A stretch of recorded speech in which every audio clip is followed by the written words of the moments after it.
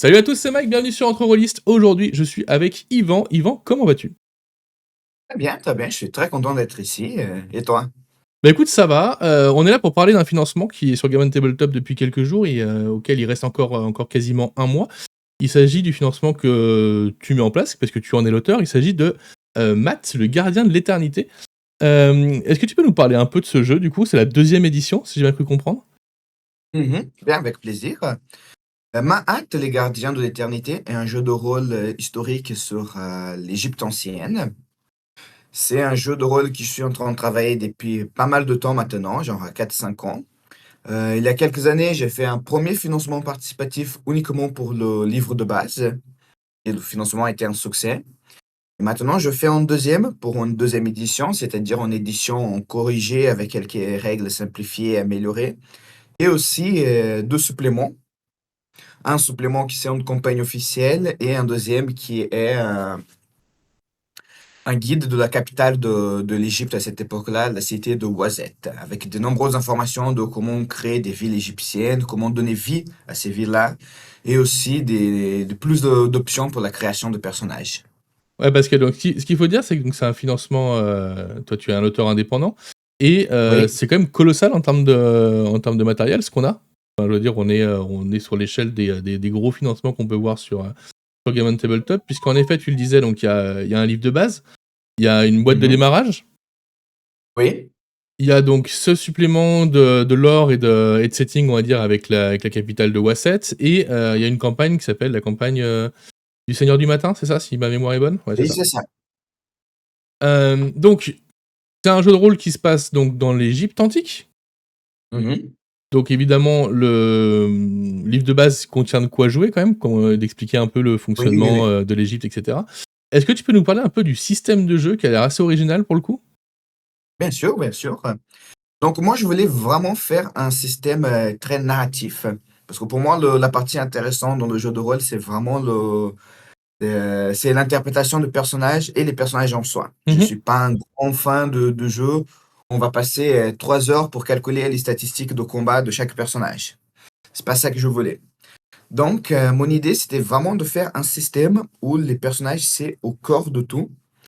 Donc, dans la création de personnages, au lieu de passer des heures et des heures en train de calculer chaque statistique, et juste à la fin, le livre de règles te dit de ah, n'oublie pas de créer un historique pour ton personnage, le livre qui s'assoit l'opposé.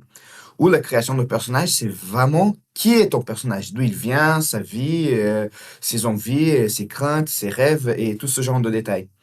Donc, l'idée, c'est que pour la création de personnage, il y a 11 questions. C'est 11 questions sur la vie de ton personnage, donc d'où il vient, euh, c'est quoi ses espoirs, sa relation avec sa famille, son enfance, tout ça. Et une fois que tu réponds à ces 11 questions-là, à la fin de la 11e question, pas seulement tu as toutes les statistiques de ton personnage, tu auras aussi son histoire, son historique et de nombreuses idées pour des intrigues. Ouais, le but, c'est vraiment de mettre le personnage et son historique et sa vie au centre Exactement. au centre du Exactement, jeu, genre, quoi. mon idée c'était toujours, genre, je veux créer un système où l'important c'est pas de créer un personnage surpuissant, mais intéressant. Genre, Hmm. créer des personnages vraiment fascinants, que ça donne envie aux joueurs d'interpréter ce personnage-là et voir où les histoires vont y aller. Il y a une autre chose que je trouve, je suis assez fier dans cette deuxième édition, c'est que, il y a une question qui arrive assez souvent quand on finit une création de personnage dans un groupe de jeux de rôle. C'est que le maître de jeu se pose la question de comment je vais faire pour justifier ces personnes travaillant ensemble et qui se connaissent. Ouais, ouais, il y a beaucoup de scénars où c'est la galère. Exactement. Et normalement, on sort toujours le célèbre vous vous êtes rencontrés dans une taverne et c'est bon, c'est parti. Dans ma hâte, c'est différent. On a déjà une solution pour ça.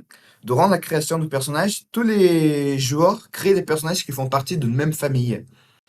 Donc, pourquoi ils se connaissent? Ils font partie de la même famille. C'est quoi leur objectif en commun? Empêcher que la famille disparaisse, la Mhm. faire prospérer. Est-ce que ceci va les obliger à tous les personnages à être des amis? Pas nécessairement. Ça garde toujours une porte ouverte pour beaucoup d'intrigues, de tensions et surtout de drama. Parce que tout le monde sait qu'il n'y a pas meilleure source de drama que des Ah questions bah, familiales. oui, oui, les questions familiales, évidemment, ça crée des tensions. Exactement, C'est pour ça qu'à exactement. un moment dans le financement, tu parles de dynastie, d'avoir un moyen de gérer, sur plusieurs générations peut-être ces familles et ces Mhm. personnages? Oui, c'est un peu ça. Genre, il y a un système, c'est le système de dynastie. En effet, l'idée de genre, ça, c'est pas obligatoire. C'est vraiment le maître de jeu veut vraiment faire une campagne qui dure plusieurs années. L'idée de faire, c'est que chaque aventure, ça se passerait dans une année différente de la vie des personnages. Et l'idée, c'est qu'il y a des mécaniques pour simuler le passage du temps, donc pour établir qu'est-ce qui s'est passé durant cette année. Aussi, la vieillesse des personnages. Et les joueurs peuvent, s'ils veulent, avoir des héritiers qui peuvent leur transmettre ce qu'ils ont appris durant leurs aventures à leur héritier. Et si un personnage vient à décéder, le joueur peut prendre l'héritier en tant que personnage principal. Donc, ça crée cet élément dynastique où tu fais le passage du temps, ça devient une mécanique de jeu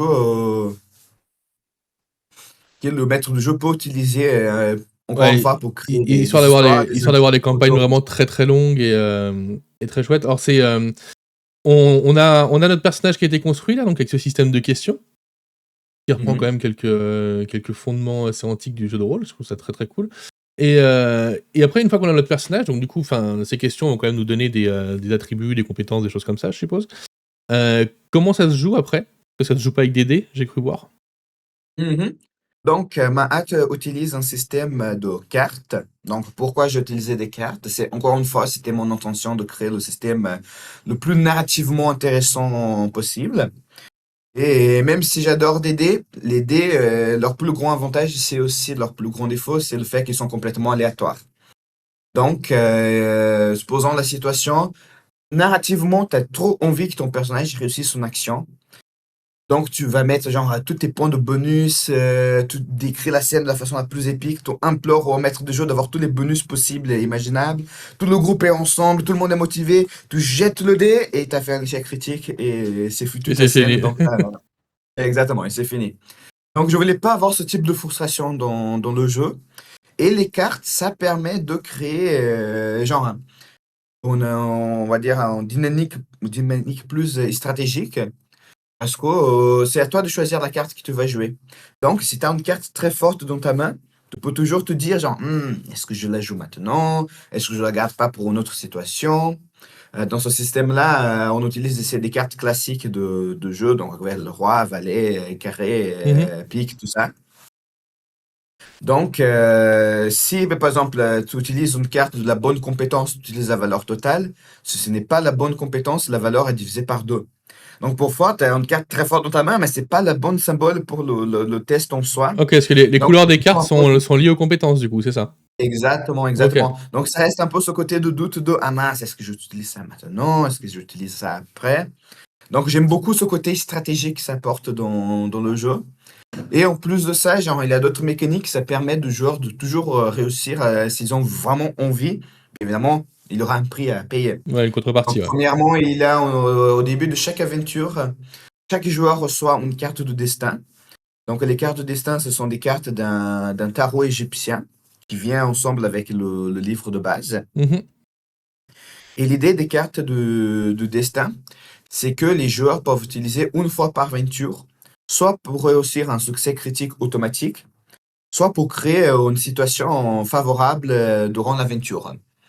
Donc, c'est un peu le joker pour quand le groupe est complètement perdu, ils savent pas quoi faire, ou ils sont dans une situation à peu près impossible. Faut toujours jouer ta carte de destin. Et c'est aussi une porte d'ouverture pour des joueurs qui ont des idées pour inclure des éléments dans l'histoire. Donc, ils veulent parler avec un personnage spécifique, voire même créer un personnage dans l'histoire, ou créer une situation qu'ils trouvent intéressante. Ouais, Moi, je trouve un élément que... narratif, ouais, qui leur Exactement, permettrait de faire quelque chose. exactement. Moi, je pense que les joueurs ont toujours des idées excellentes, mais comme ils sont des joueurs, souvent ils sont un peu timides, Mmh. ils osent pas vraiment prendre le rôle de maître de jeu. Donc, je pense que les cartes de destin, ça permet un peu de leur donner cette liberté. Il y a aussi les points de Isfet. Donc, Isfet, c'est tout ce qui représente le chaos, la corruption dans la société égyptienne.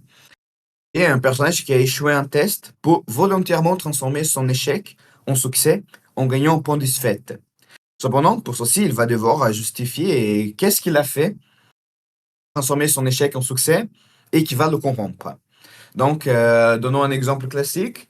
Ton personnage est en train d'interroger quelqu'un, c'est une situation assez importante, tu as besoin des informations, la personne ne parle pas, donc tu dis, mon personnage va commencer à lui casser les doigts jusqu'à qu'il parle. Donc, dans ce cas-là, oui, tu as réussi ton test. Par contre, les dieux n'apprécient pas trop la torture, donc tu vas gagner un point de disfaite. Donc, une des thématiques que j'aimerais vraiment garder avec Ma'at, c'est que les Égyptiens avaient vraiment un système de moralité très avancé à leur époque. Genre, même pour aujourd'hui, il était extrêmement avancé, leur système de moralité, Mhm. basé sur la déesse Ma'at, d'où le nom de jeu. Cependant, ils vivaient à l'âge de bronze, qui c'est une époque extrêmement dangereuse, impitoyable. Donc, je voulais vraiment créer un jeu sur cette dynamique entre ton personnage doit suivre une moralité très avancée, mais dans une époque très dangereuse. Donc, jusqu'où il est prêt à faire des sacrifices pour ça, genre jusqu'où il est en train jusqu'où il veut survivre en sacrifiant sa moralité pour ça et vice-versa. Je trouve Alors, vraiment très intéressant.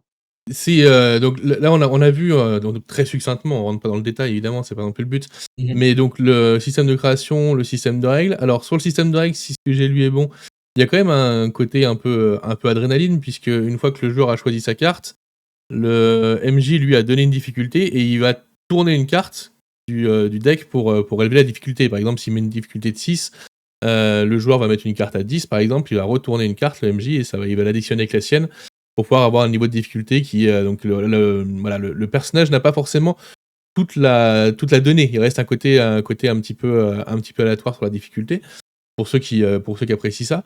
Donc là, tu parlais de la morale égyptienne, etc. Donc c'est vrai que alors l'Égypte antique, c'est pas quelque chose qu'on croise si souvent que ça au final dans le jeu de rôle. Mhm. Donc c'est quelque chose qui peut être impressionnant, même si après il y a quand même une pléthore de divinités, de personnages et de légendes et d'histoires autour qui permettent de faire énormément de choses dans le jeu de rôle. Pourquoi toi t'as voulu te baser sur l'Égypte antique? Je suppose que c'est pas un choix qui est tombé par hasard comme ça, t'as pas tiré au sort le thème de ton jeu de rôle. Donc pourquoi est-ce que t'as voulu aller dans cette direction-là du coup? C'était par amour. Moi, je suis profondément passionné par l'égyptologie depuis mon enfance. C'est une longue histoire de fascination. C'est grâce à la civilisation égyptienne que j'ai fait une fac d'histoire. Et même je suis intéressé dans l'histoire de façon générale. J'adore étudier plusieurs civilisations différentes. On n'oublie jamais le premier amour et la civilisation égyptienne va être toujours mon chouchou. D'ailleurs, je sais pas si on peut voir, mais j'ai même les tatouages de dieux égyptiens. Non, mais vrai. Donc, je porte littéralement mon amour en Égypte sur ma peau. Et une des seules choses que j'aime autant que l'égyptologie, ça va être les jeux de rôle. C'est de loin une des choses que j'adore le plus faire dans ma vie. Et comme tu as dit, l'Égypte ancienne n'est pas très explorée dans le jeu de rôle. Et moi, j'ai toujours trouvé ça un peu frustrant. Et essayé de chercher, et il y avait quelques vieux systèmes. Parfois, je réussissais à trouver des petits systèmes qui parlaient un peu de l'Égypte, ou de jeux qui s'inspiraient beaucoup de l'Égypte, mais sans être vraiment historiques. Et ma frustration, c'était que j'avais pas un système pour l'Égypte qui était vraiment très narratif, très basé sur la narration, qui c'est ce qui m'intéresse le plus dans le jeu de rôle. Donc, fatigué d'attendre année après année que quelqu'un fasse ce jeu, je me suis dit, tu sais quoi, je vais le faire moi-même.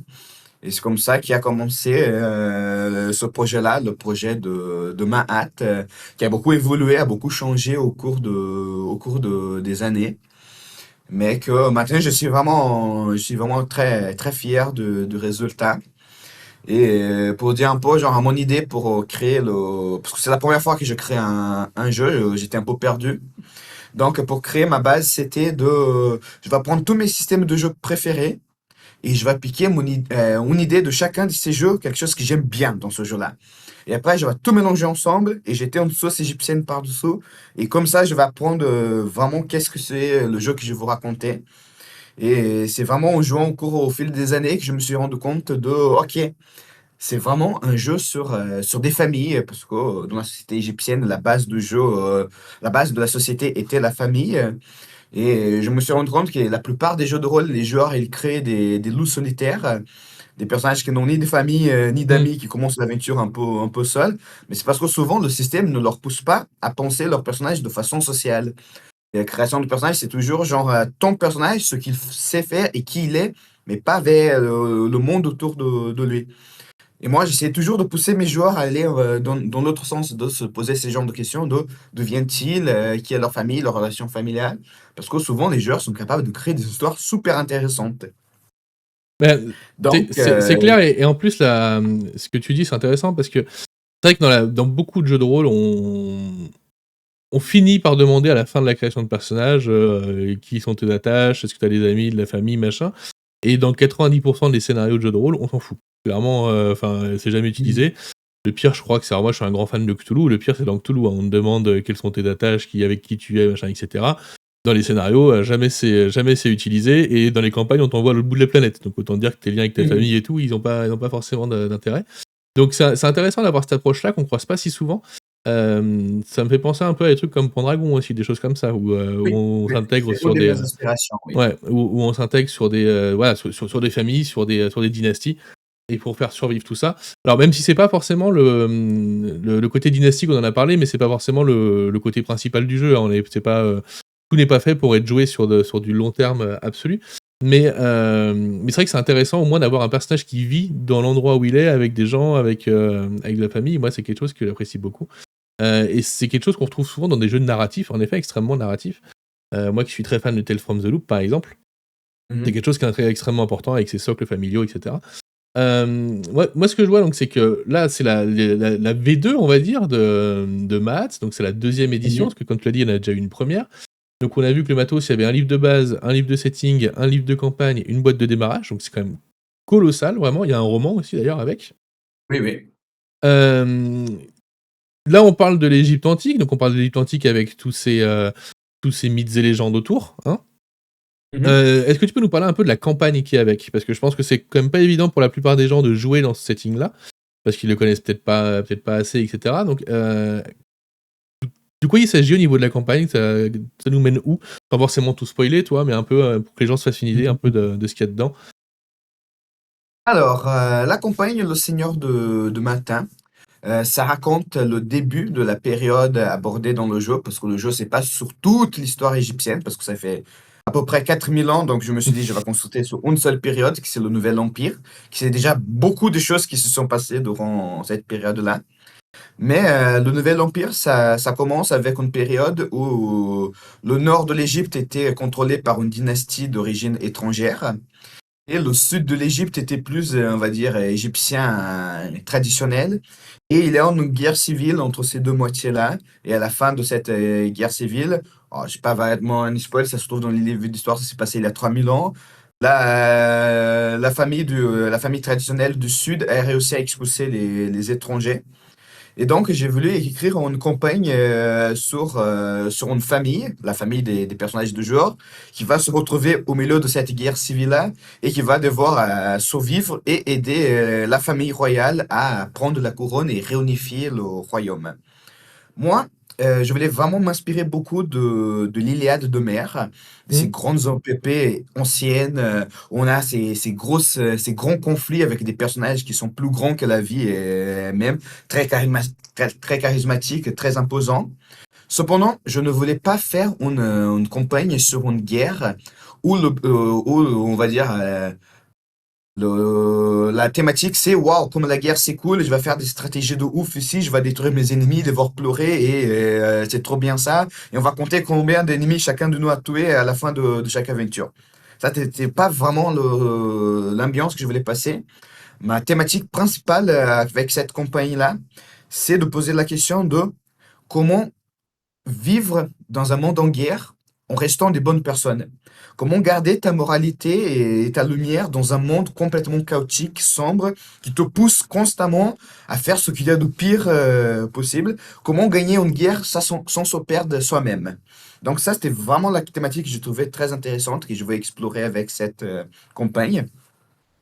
Je voulais aussi faire une campagne qui aborde plusieurs aspects différents de la société égyptienne. Parce que, comme tu as dit, il y a beaucoup de personnes qui se sentent un peu intimidées par des jeux de rôle historiques, parce qu'ils pensent qu'il faut avoir un diplôme en histoire pour pouvoir jouer au jeu, Mmh. ce qui n'est pas le cas. J'écris vraiment maths pour que n'importe qui, même quelqu'un qui n'a jamais touché un livre d'histoire de sa vie, puisse jouer. Le truc que je dis toujours, c'est que tu n'as pas besoin d'avoir lu tous les livres de Lovecraft pour jouer à un jeu sur Cthulhu. Tu n'as pas besoin d'être un diplômé en littérature tolkienienne pour faire un jeu de rôle Seigneur des Anneaux. Et tu n'es pas obligé de connaître la Wikipédia par cœur pour jouer à un jeu Star Wars. Donc, de la même façon, je voulais vraiment que ma hâte soit un jeu accessible à tout le monde. Et dans cette campagne-là, j'ai essayé vraiment de faire que chaque aventure a une ambiance un peu différente. Donc, il va y avoir des missions qui vont être plutôt de l'espionnage, où vous allez devoir s'infiltrer dans une autre ville pour voler des secrets d'État des ennemis. Mais il va y avoir aussi des aventures très métaphysiques et spirituelles qui parlent sur les dieux égyptiens et leur spiritualité. Il va y avoir aussi une aventure centrée sur la construction d'un temple, où les personnages vont devoir construire un temple. Et donc, c'est une aventure sur l'architecture, qui est un thème qui n'est pas très abordé Ah, en en jeu de jeu de rôle, rôle, c'est pas banal, ouais. effectivement. Mais quand j'étais en train d'écrire la campagne, je suis en train de faire un jeu de rôle sur l'Égypte. Qu'est-ce qui est la première chose que les personnes pensent quand on parle de Mmh. l'Égypte? C'est l'architecture, c'est les gros monuments, les pyramides, les temples, les obélisques. Donc, pour moi, c'était essentiel. Il doit y avoir une aventure qui parle de ça. Et vraiment faire une campagne qui passe sur plusieurs aspects différents de la culture égyptienne pour que ça puisse vraiment être une porte d'ouverture pour les maîtres de jeu de se dire, ah ouais, il y a des choses différentes que je peux faire avec ce système-là, genre des aventures qui ça va pas être toujours la même chose de on va dans le donjon, on tue les ennemis, on prend le trésor et allez, on s'échappe. Ouais, donc tu de ratisser absolument tous les thèmes qu'on peut retrouver au final qui sont importants et logiquement, quand on a fini cette campagne-là, on a les armes après pour pouvoir créer nos scénarios, pour pouvoir avancer. On a plein d'idées sur comment pouvoir avancer dans le jeu. Oui, oui, Hem, oui. Moi j'ai une question, donc tu parlais de jetons Div 7 tout à l'heure et cetera. Tu parles de divinité, enfin de faveur divine et cetera. C'est Mhm. quoi la part du surnaturel, du mystique, du divin dans Math, du coup? Alors, ma philosophie pendant que je crée ma hâte, c'était d'essayer d'imaginer si des jeux de rôle existaient à cette époque-là, comment les Égyptiens auraient créé un jeu de rôle. Donc, mon idée, c'est de vraiment respecter la vision que les Égyptiens avaient du monde. Donc, tout ce que les Égyptiens croyaient est vrai dans le jeu. Les dieux, ça existe, ils ont un rôle essentiel dans le monde et ils interfèrent à peu près constamment dans la vie des humains. La magie, c'est quelque chose de quotidien qui fait partie de la vie de tout le monde. Cependant, il faut garder en tête que c'est la magie des Égyptiens. Donc, on va pas avoir des sorts un peu à la Donjons et Dragons, On va de pas jeter je des boules de Ouais, on va feu, pas de jeter des boules ressusciter de des feu, quoi, momies. ouais. Exactement, on peut pas genre invoquer des gros scarabées qui vont marcher dans la rue ou une armée de momies. La magie, ça va être vraiment des choses très liées à la connaissance, parce que pour les Égyptiens, la magie est vraiment à côté de la connaissance, c'est très proche de ce qu'aujourd'hui on considérait un peu de la science. Parce que d'après les Égyptiens, si tu veux contrôler quelque chose par la magie, il faut que tu connaisses cette chose qui te va contrôler. Donc tu dois l'étudier. Donc c'est un système de magie qui est vraiment assez flou entre le surnaturel et Et le le réel. scientifique, ouais. Exactement. Donc je vais donner un exemple. Il y a un sortilège que j'aime beaucoup dans ce système-là. C'est Invocation de silence. Donc Invocation de silence, si ton personnage réussit un test, personne dans la même pièce que lui pour parler sans sa permission. Mmh. Ça pose toujours la question de est-ce que c'est quelque chose de vraiment surnaturel et les personnes ne peuvent pas physiquement parler? Ou est-ce que c'est pas simplement ton personnage, il est tellement charismatique que les personnes n'osent pas parler sans sa permission, vraiment pour une inquiétude un peu sociale. Donc, c'est garder un peu cette nuance, ce flou de est-ce que c'est vraiment quelque chose de surnaturel ou pas? En effet, pour les Égyptiens, il n'y avait pas cette différence entre le surnaturel et le naturel. Mmh. Genre, le surnaturel était le naturel et vice-versa. Donc, je voulais garder ça dans le jeu. Ah oui, savoir est-ce que c'est de la persuasion collective, ou est-ce que c'est, quelque chose de vraiment surnaturel? Est-ce que du coup vu que le surnaturel, c'est quand même une couche qui est présente, mais qui du coup garde cette ambivalence, est-ce que Mhm. tous les clichés un peu, pulp de l'Égypte, la momie, et cetera, on va y avoir accès, on va les croiser ou c'est plus compliqué? va être un peu plus compliqué. Alors, dans le livre de base, j'ai décrit quelques créatures légendaires égyptiennes. Et j'ai aussi mis de comment le maître de jeu peut les utiliser s'il a envie. Mais comme j'ai dit, moi, de base, j'ai une formation d'historien. Je voulais Mm. vraiment respecter la vision que les Égyptiens avaient du monde. Donc, le truc de entrer dans un tombeau, il y a la momie qui te saute dessous. C'est quelque chose qui va co-apparaître dans l'âge moderne avec les histoires de la malédiction de Toutankhamon et qui après le cinéma a repris. Donc ça, genre, dans le livre, je mets des momies et je dis, genre, il a des histoires égyptiennes, il a une histoire, en fait, égyptienne, où le momie reprend de la vie. Ce n'est pas, genre, vraiment pour attaquer quelqu'un, c'est pour parler avec la personne et lui raconter l'histoire de sa vie. Donc, je prends ces éléments, genre, fantastiques, et j'explique quel était le point de vue des Égyptiens et comment le maître du jeu peut utiliser ça dans ces aventures-là.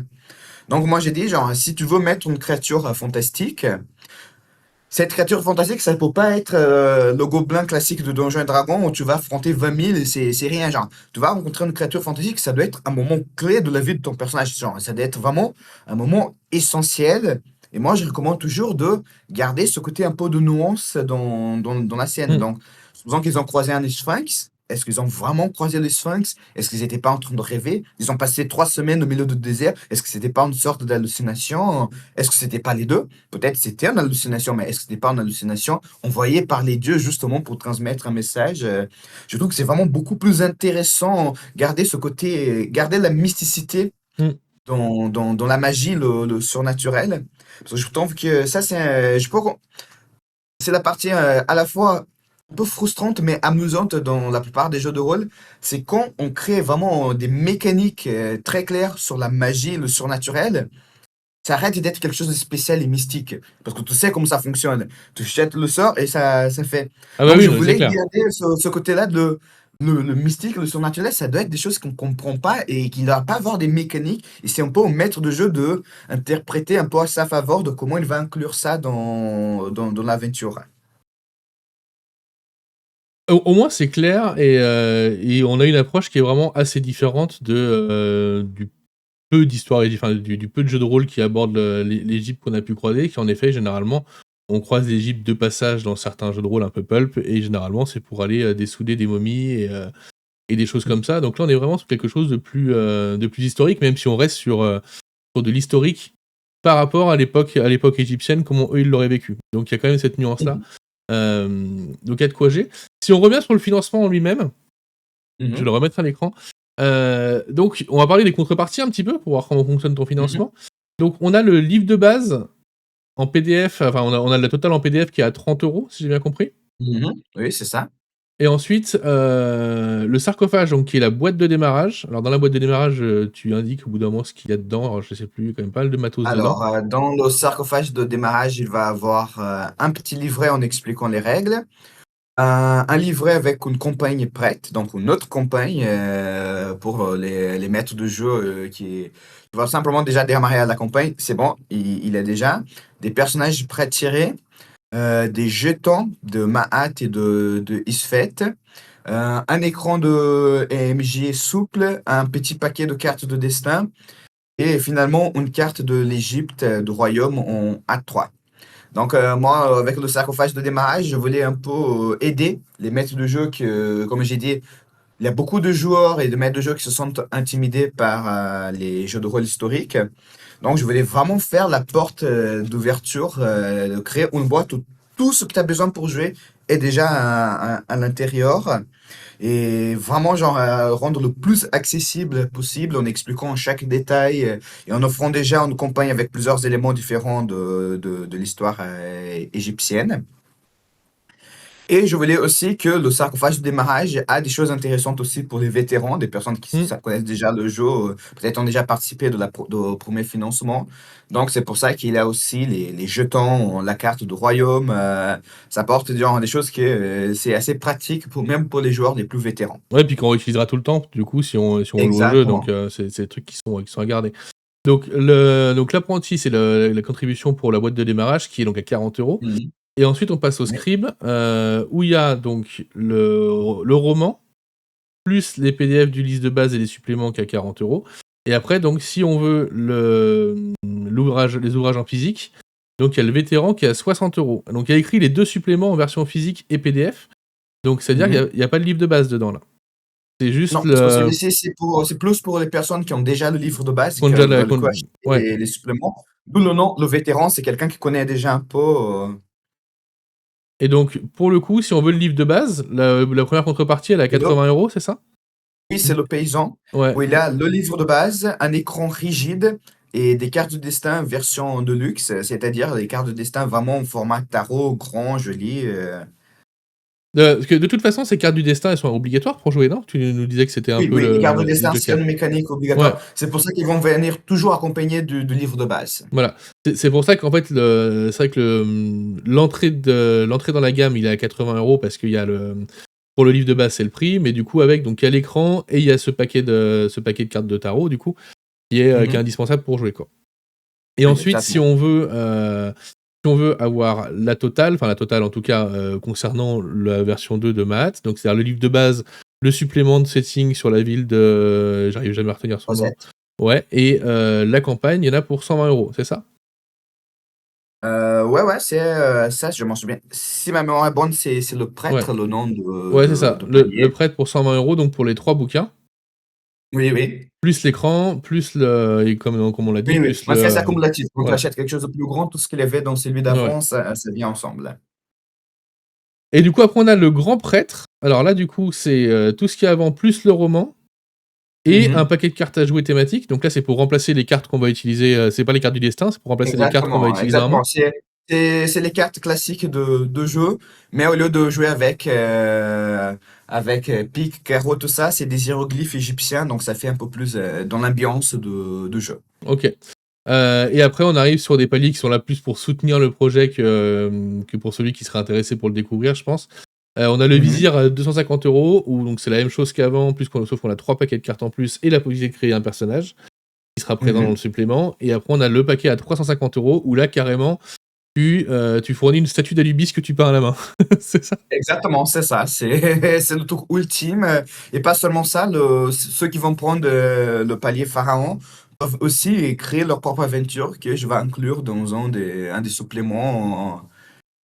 Donc là, oui, on est dans la contrepartie pour vraiment, si on a envie d'aider le financement, si on a envie Oui, c'est ça. C'est de pour les donner un coup personnes de qui ont main, vraiment voilà, c'est envie. pas Oui, oui, oui. Et c'est pour ça que, par exemple, les statuettes de Anubis se trouvent uniquement dans celui-ci. Il n'y a pas une option en individuelle.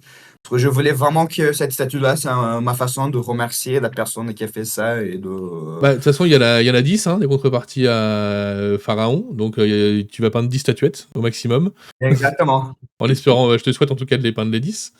Et Moi après, aussi. évidemment, il y a les contreparties magasins, et cetera, et cetera. Exactement.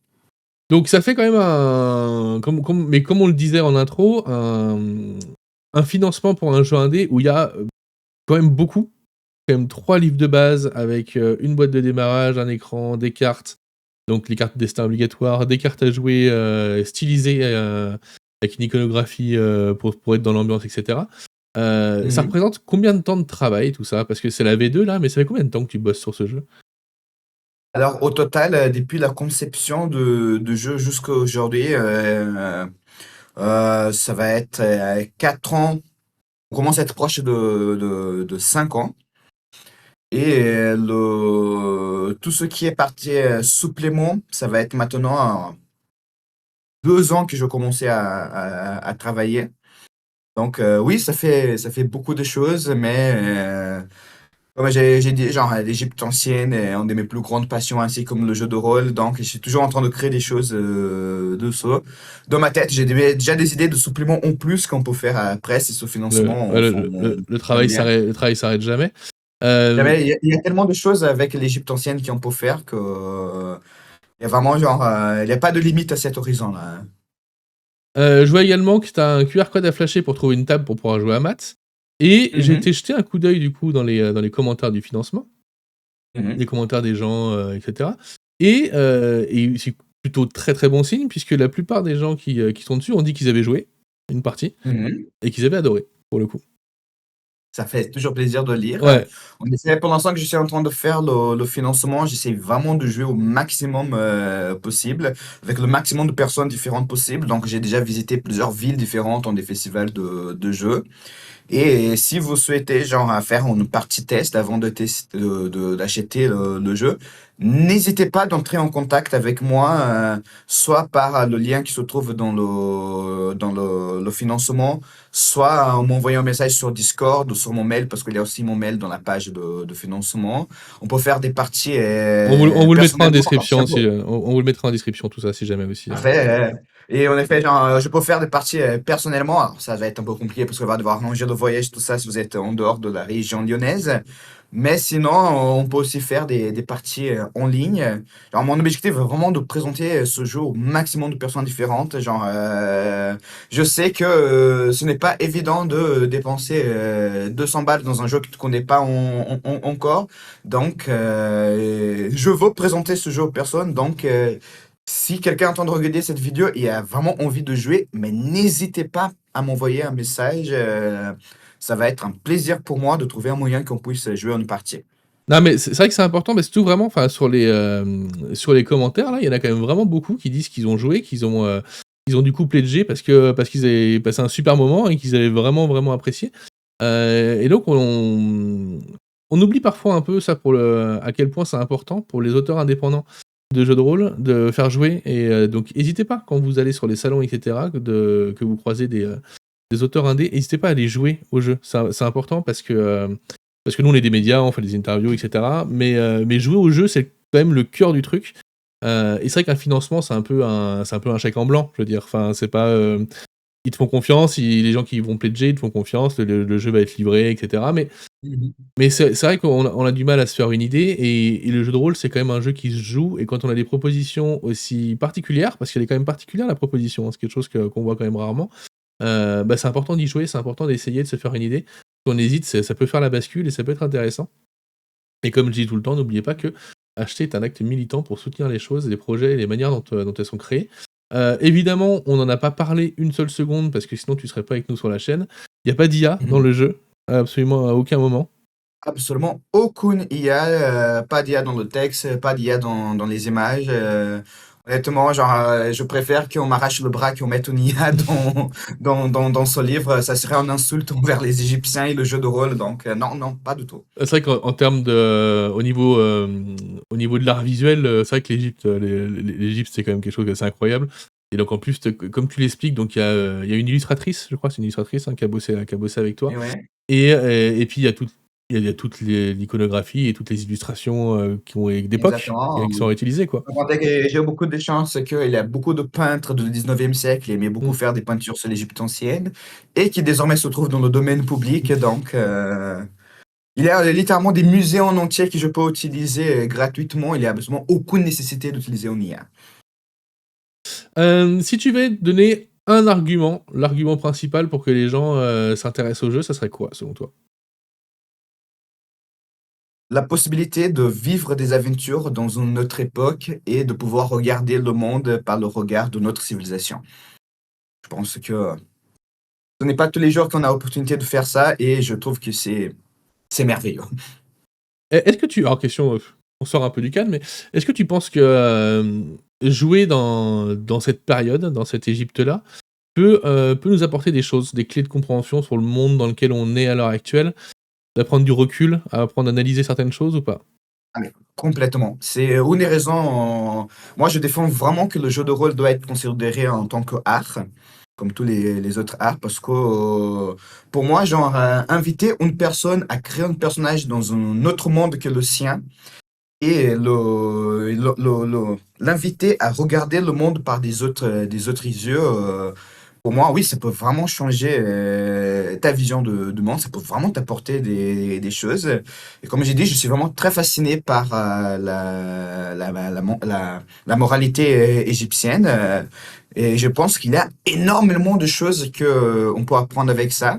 Donc, un petit parenthèse, l'année dernière, j'ai sorti un documentaire sur YouTube, un documentaire de 1h30 où je parle de Ma'at, pas le jeu, mais la déesse, sur le développement de cette moralité, d'où elle vient, quelles sont les leçons que les Égyptiens nous apportent. Donc, si quelqu'un est intéressé, le documentaire s'appelle Ma'at, sagesse à l'égyptienne. Je suis toujours émerveillé par comment cette sagesse, cette Ma'at, elle est tellement actuelle, genre jusqu'aujourd'hui. La plupart des choses que les Égyptiens parlaient dans leur moralité, c'est vraiment des situations du quotidien. Donc, quand tu es un chef d'une entreprise, comment tu dois traiter les personnes qui travaillent pour toi, et quand c'est toi qui travailles pour quelqu'un, comment tu dois agir, des relations de famille, comment traiter tes parents, comment respecter ton épouse. Genre, c'est vraiment des choses simples du quotidien, mais c'est des choses tellement simples qu'il faut réapprendre de temps en temps Mmh. aussi. Ouais, c'est bien de prendre du recul et de voir, où on en était il y a 6000 ans et où Exactement. on en est aujourd'hui et voir que des fois on perd des choses en route quand même. Je suis d'accord. En tout cas, le financement, c'est, sur Game on Tabletop. À l'heure actuelle, tu en es rendu à, 38 du financement. Il reste 27 jours. Mhm. Je te souhaite, toute la réussite du monde. Donc si vous voulez vous renseigner, je vais vous mettre en description le lien du financement, évidemment. Je mettrai peut-être un lien vers, le documentaire dont on vient de parler aussi, ça pourrait être sympa si jamais il y en a qui veulent y jeter un coup d'œil. Mhm. Yvan, merci beaucoup. Merci beaucoup de m'avoir ici. C'est vraiment un plaisir et un honneur de pouvoir présenter mon projet ici. Non, bah, écoute, nous, ça nous fait toujours plaisir, de recevoir des auteurs indépendants parce qu'on trouve que c'est important. Le jeu de rôle permet, et notamment les financements et notamment les auto-éditions, des choses comme ça, d'avoir des jeux qui sortent un peu de l'ordinaire et qui sont des prises de risques que les éditeurs feraient pas forcément, à moins d'avoir des coups de cœur ou des choses comme ça. Donc c'est toujours important et puis pour le coup, voilà, un jeu sur l'Égypte, alors moi je dis l'Égypte antique, c'est une violation de langage, hein, on n'appelle pas ça l'Égypte antique, mais bon, je l'ai nommé comme ça. Donc c'est toujours un plaisir et moi j'espère que ces financements, voilà, ils puissent voir le jour parce que plus on a de jeux de rôle différents, plus on a de propositions différentes, plus le rôliste y gagne, donc il y a pas de on se plaint souvent qu'il y a beaucoup, beaucoup, beaucoup de financements, mais en même temps, les financements servent surtout à ça, normalement, surtout aux auteurs indés qui ont besoin de financer leurs jeux. Et donc, Effectivement. on n'est pas sur de la précommande, on est sur du financement, c'est quand même pas du tout la même chose. Bon, Yvan, merci beaucoup en tout cas, c'est une interview matinale pour ceux qui n'étaient pas au courant. Moi, ça se voit à ma tête sûrement. Il est 10h20 du matin. Et c'est assez difficile pour moi, mais en tout cas, c'était très, très agréable de t'avoir et en tout cas, ton jeu, il respire la passion. Quand on parle, ça respire la passion et pour moi, c'est quand même l'essentiel. Donc je suis assez intrigué, j'ai hâte de voir ce qui va arriver par la suite. Bon, Je te souhaite une bonne fin de financement, en espérant que ça puisse se financer et puis nous, on se fait des gros bisous et on se dit à bientôt. Ciao, ciao. allez, au Bye revoir. bye. Ciao, ciao.